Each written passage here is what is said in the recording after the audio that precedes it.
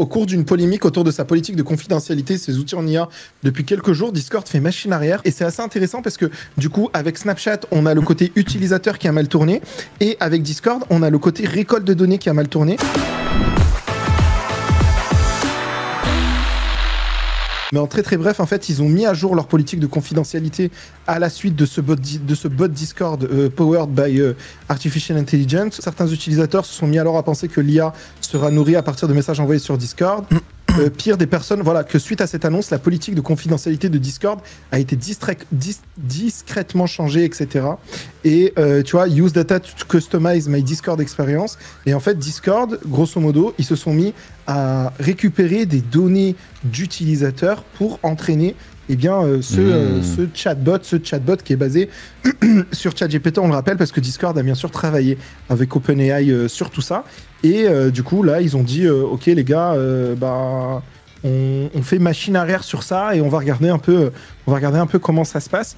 Ce qui est assez intéressant d'ailleurs avec la news de GPT-4, c'est que ils ont annoncé avant même le jour même, le moment même où vous avez vu ma vidéo, elle est tout en haut, bien sûr, n'hésitez pas à aller cliquer, ça fait plaisir. Mais du coup, juste pour poser la question sur Discord, c'était tu parlais à un bot, c'est ça? Ouais. Un peu comme sur Snapchat en fait, et juste tu te faisais pomper toutes tes données personnelles et là ils l'ont retiré. Ouais, c'est ça. Mais en fait, ce que je comprends pas, c'est pourquoi est-ce que ça a fait polémique? Je comprends pas. Juste les données personnelles, ça? Ouais, c'est ça, parce que parce que en fait, dis-toi que si un chatbot est entraîné sur tes messages, eh bien en fait, potentiellement, dans, je sais pas moi, dans 2 ans, dans 2 jours, dans 10 mois, eh bien en fait, si quelqu'un met ton pseudo Discord qui dit je, eh ben en fait, peut-être qu'il va pouvoir régénérer des messages que toi, tu as vraiment dit. Parce qu'ils ont été dans la base d'apprentissage. En fait, moi, ce que je comprends pas, c'est pourquoi est-ce que les gens pensent qu'ils ont une once de vie privée sur Discord, en fait. Oui, ça c'est aussi. Après, c'est. Enfin, en fait, si tu veux, après voilà, c'est une réflexion un peu privacy et tout. Il faut déjà se poser ces questions-là. Mais à mon sens, quand tu utilises autre chose qu'un truc full open source et encrypté de bout en bout, faut partir du principe que t'es en terrain ennemi, tu vois. Genre moi sur Discord, je dis rien de bizarre, enfin genre ou de privé ou de perso, jamais de la vie, tu vois. Ouais. Enfin. Après, c'est autre chose dans le sens où, effectivement, tu as Instagram, Facebook, etc. Tout le monde peut lire ce que un employé chez Facebook peut lire ce que tu écris sur Instagram ou chez Messenger. Ton pote, il joue à Apex Legends. Ah ouais. et du coup, en fait, là, le problème, le problème, c'est que tout le monde pourrait potentiellement, avec du reverse engineering de ces modèles, eh bien en fait savoir ce que tu as potentiellement dit sur Discord, etc. Parce qu'aujourd'hui, il y a de plus en plus d'expériences qui montrent qu'il est possible de récupérer les données qui ont servi à l'entraînement de ces modèles. Mais je vais te dire, et peut-être que c'est paradoxal, mais je pense que c'est tant mieux. En fait, je pense sincèrement que sur tous ces trucs-là, que ça fuite un max tout, partout. Que les gens se rendent compte un peu de ce qu'ils utilisent, parce que genre Discord utilise nos données machin, oui bah c'est un service centralisé, privatif et sur lequel t'as pas d'encryption end-to-end, oui évidemment, tu vois, enfin partez du principe que rien n'est safe sauf tu vois des rares trucs, session, signal, il y en a des outils hein, mais au-delà de ça, non, ce n'est pas safe, bien sûr que non. Enfin, tout ce que vous dites, si vous envoyez des photos de votre bite à quelqu'un sur Discord, ils sont sur un serveur quelque part stocké, accessible, piratable, enfin voilà, enfin il y a pas il devrait pas y avoir d'attente de vie privée sur ces plateformes-là, à mon sens. Il faut que je fasse du ménage dans mes messages privés. 2 secondes, je reviens. En plus, ta bite, elle peut être utilisée ensuite pour générer d'autres bits avec DALL-E. Donc tu dis putain, mais c'est ma bite ça. Mais à part le fait que si ta bite est hors norme, eh bien ça sera un outlier et elle sera bien sûr sortie du. Le gars il dit les royalties pour les artistes, je reconnais mon sgeg, messieurs dames, attendez. Regardez. Non mais tu vois, je sais pas ce que vous en pensez de ça, mais moi après j'ai une façon d'utiliser les plateformes qui est très adversariale, tu vois. C'est-à-dire que vraiment je pars du principe que rien n'est safe sauf mon outil safe qui est Signal et sur lequel je parle de mes problèmes de santé à ma famille, de plein de trucs, tu vois. Mais au-delà de ça, t'es en terrain ennemi, tu vois. Enfin voilà, c'est tout. Oui, bien sûr. Du coup, ce qui est ultra intéressant avec Snapchat, Discord, etc., c'est que OpenAI se positionne vraiment comme une entreprise à part entière, c'est-à-dire que quand vous regardez le research paper d'ailleurs de GPT-4, en vrai c'est vraiment d'un ridicule sans nom. Alors oui, parce que je t'avoue qu'il y a eu l'annonce de GPT-4 et je n'ai strictement rien compris à ce que ça change GPT-3. Ouais, vas-y, dis-nous un petit, En gros, un petit en résumé. très bref, c'est mieux. Il est plus puissant. En fait, il est plus puissant. il y a un petit côté iPhone 13. Tu vois ce que je veux dire? C'est-à-dire que vraiment, genre, ça va plus vite. Genre, enfin, j'ai pas compris. Diffen, est-ce que c'est ça, mec. il pourrait pas faire du multi-modeling, par exemple, mélanger des requêtes avec des images et des textes en même temps? Si, la c'est ça, question c'est ouverte. exactement ça. J'ai regardé ta vidéo. Frérot, si t'as regardé ma vidéo, tu sais que c'est ça, arrête de faire. Bah oui, mais j'anime le talk show. En fait, il réussit à faire tout un tas de meilleurs trucs. Il est beaucoup plus fort, notamment sur des trucs de raisonnement pour passer des examens, etc. Mais si on regarde un peu le papier, entre guillemets, qu'ils ont donné, normalement, dans ce type de papier, on est censé trouver des détails sur combien de GPU il a fallu pour l'entraîner, combien de paramètres a le modèle, quelle est l'architecture du modèle, etc. etc. Là, il n'y a rien. Il y a juste 90 pages de masturbation où ils disent, regardez à quel point il est fort, regardez tout ce qu'il peut faire. Il faut savoir aussi que l'API de GPT-4 aujourd'hui et ChatGPT+, où il y a GPT-4, on peut pas lui envoyer d'image. D'ailleurs, allez, je vous le montre, allez, je vous fais plaisir. Voici GPT-4. Donc GPT-4, ici, vous allez avoir... j'ai pas l'abonnement, moi, putain. Et ouais, et d'ailleurs, l'abonnement est redevenu aussi sur liste d'attente. Ouais, depuis, j'ai vu, je voulais l'acheter, j'ai pas pu. Ouais, depuis aujourd'hui midi, donc c'est un peu une exclusivité que je vous montre. Waouh. Oh là là. Ardis TV, abonnez-vous à Ardis TV. Abonnez-vous. Tu vas faire des screens, Ardis. Supprime ta VOD. Supprime la VOD.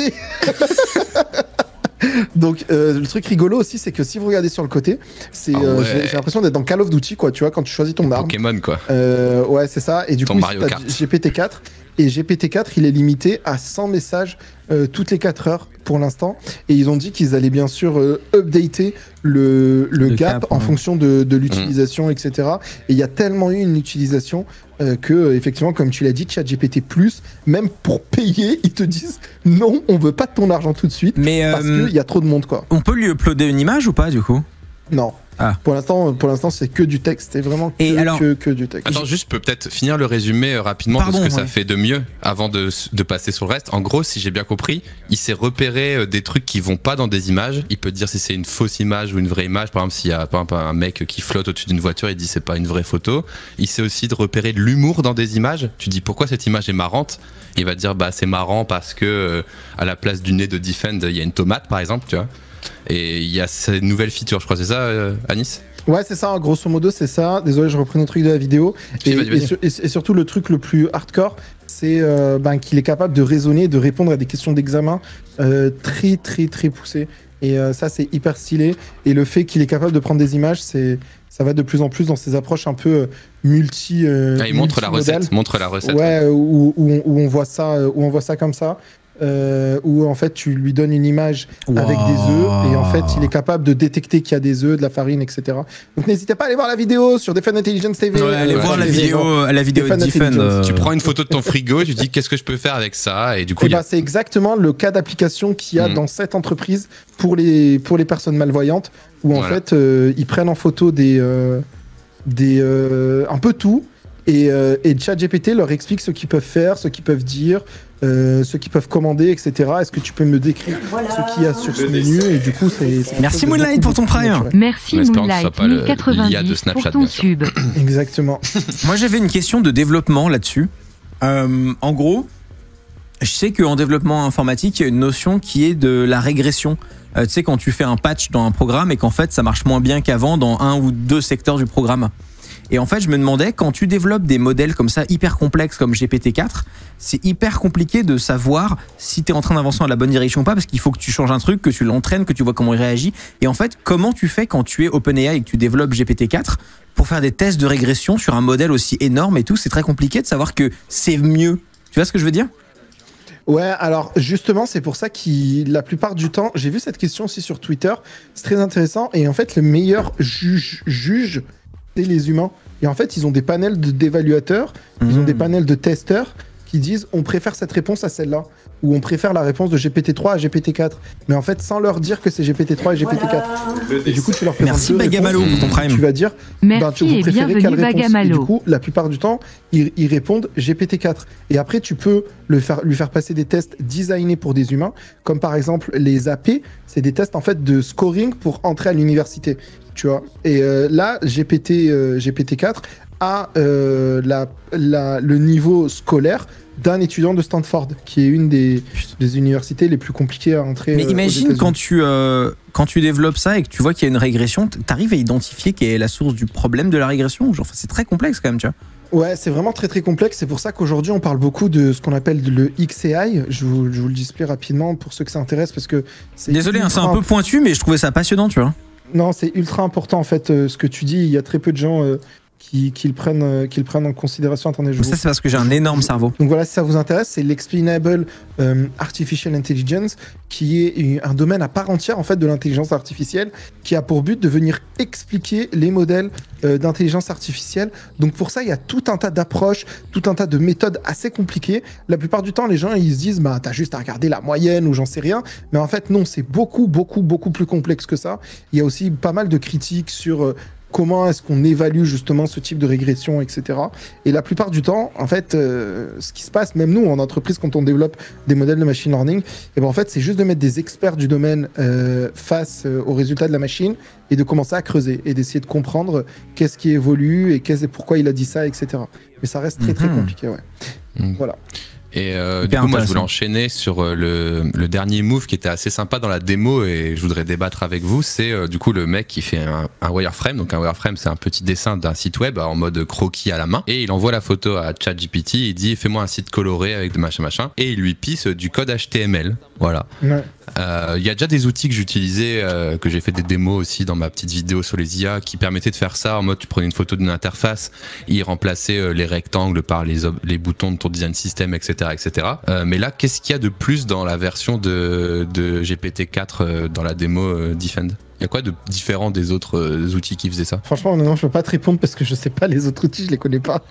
Ouais, mais après je me dis c'est sûrement beaucoup plus puissant, tu vois. Mais les autres outils, bon, ils faisaient un peu pareil, tu vois. Donc quand les gens ont montré la news ce matin, je me suis dit ouais, j'ai déjà vu des outils qui faisaient ça. Non, mais clairement, pour l'instant, cette update est moins impressionnante que quand ChatGPT est arrivé, que tout le monde a eu un accès à GPT-3 d'un coup et que tout le monde a pété un plomb, tu vois. Enfin. Non, mais frérot, c'est moins impressionnant parce que pour l'instant, il n'y a pas l'image. Oui. C'est attends qu'il y ait l'image sur ChatGPT. Mais tu vas voir le bordel que ça va être. Moi, j'attends surtout beaucoup de choses d'un algorithme qui vient de Facebook, pour une fois, tu vois, qui est l'algo qui permet de générer des vidéos. Parce que moi, en vrai, je trouve qu'un des trucs que l'IA ne sait pas encore bien faire, c'est monter des vidéos. L'IA en montage de vidéos, elle est nulle. Ce que je trouverais incroyable serait de pouvoir filer toute ma chaîne YouTube à une IA pour qu'elle apprenne le style de montage et tout, et pour lui filer des rushs et qu'elle me file un résultat similaire. On en est à combien de temps de savoir faire ça, Defund, à ton avis? Franchement, honnêtement, mec, à chaque fois que je donne des prédictions en ce moment, il y a tout qui est faux. Parce non, mais que le truc toi qui connais le sujet, c'est quoi le pain point? Genre, qu'est-ce qui bloque pour qu'on puisse savoir faire ce que je viens de décrire? Bah, c'est ce que j'explique un peu en conclusion de la vidéo. mais allez voir la vidéo de Defund, nonobstant d'ailleurs. Mais évidemment. C'est deux choses, c'est le prix et la puissance de calcul. Par exemple, sur la démo là que Basti vient de parler sur le wireframe, même eux, il n'y avait qu'un seul utilisateur, ça a pris 20 secondes à générer la réponse. Ah ouais. Donc en fait, ce que tu dis, c'est qu'on sait le faire techniquement, mais c'est juste que ça prend un temps fou et c'est pas économiquement viable.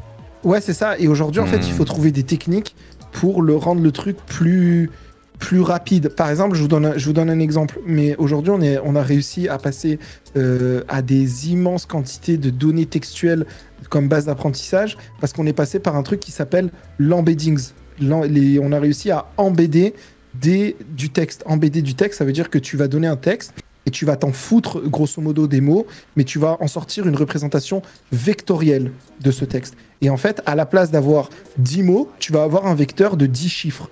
Et donc, en fait, ça te permet de conserver de l'information tout en ayant beaucoup moins de données. C'est pour ça qu'aujourd'hui, la plupart des approches qui sont développées, c'est des approches qu'on appelle d'encodeur-décodeur, qui consistent à agglutiner l'information dans un minimum d'espace restreint. Et en fait, aujourd'hui, avec la vidéo, on ne sait pas encore le faire.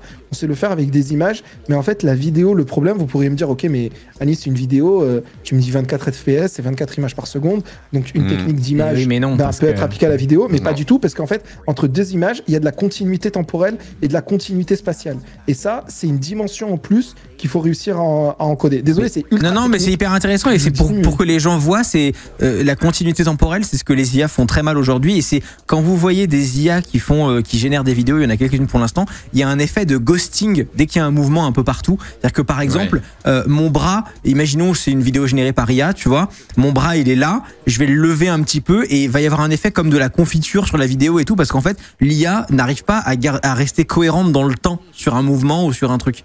Mais après, c'est une question de temps et d'argent, hein, clairement. GPT-6, il fera des montages. Hein. Il y a deux trucs quand même, il y a deux sujets. Il y a générer de la vidéo à partir de rien et faire des montages. Parce que tu vois, faire des montages, pour moi, c'est assez accessible. Il faudrait juste avoir la bonne intelligence. Il faut qu'il arrive à comprendre la logique de où sont faits les cuts. Il y a un mot un peu impactant à la fin du truc, je fais un zoom, tu vois, tout ça. Il y a déjà des scripts en Python qui le font, par exemple.